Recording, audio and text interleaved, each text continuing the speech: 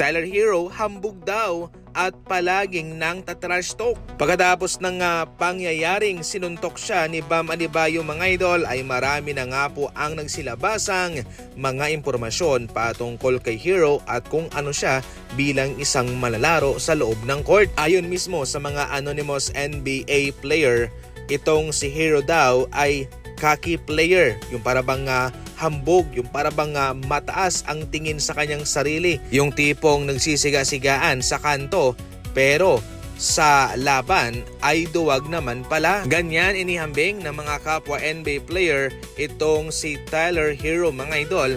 At yung sa nangyari kay Bam Adebayo, yun na nga ho mga idol, nangyari na po yung nangyari. Sinuntok siya ni Bam dahil meron siyang sinabing hindi maganda sa kanyang former teammate. Sa kabilang banda naman, marami ang naghahambing kay Bam Adebayo bilang isang mabait na player at humble lamang.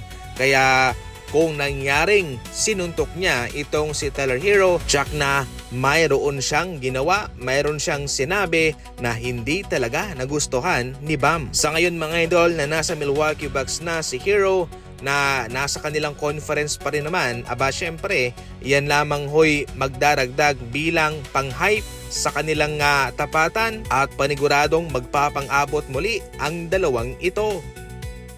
Sa ngayon na naka-hold ang trade ng Toronto Raptors at ng LA Clippers patungkol kay Kawhi, ayon mismo kay Evan Sidri, mayroong mataas na chance na itong si Kawhi Leonard ay masususpindi muna. Hindi pa kasi alam kung ano ang resulta rito sa investigasyon patungkol sa aspiration mga idol, at kung sakaling mapapatunayan mang mayroong illegal na ginawa itong Clippers at ang kampo ni Kawhi, ay magre-resulta po ito sa mga suspensyon, posibleng ma-terminate pa ang ilan sa mga front office staff ng LA Clippers. At ayon din naman sa report, posible rin po na maapektuhan ang Toronto Raptors dahil ayon sa naging detalye sa kanilang ginawang pag-trade para kay Kawhi, ay payag sila na mayroong posibleng violation na magagawa sila kung itutuloy nila ang trade.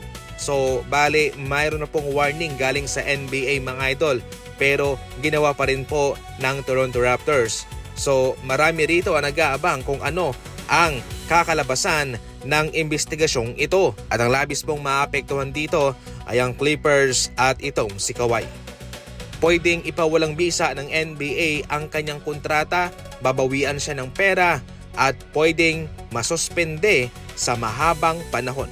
Para sa mga NBA Fast Break balita, tumuto ka lang. And as always, thank you for watching.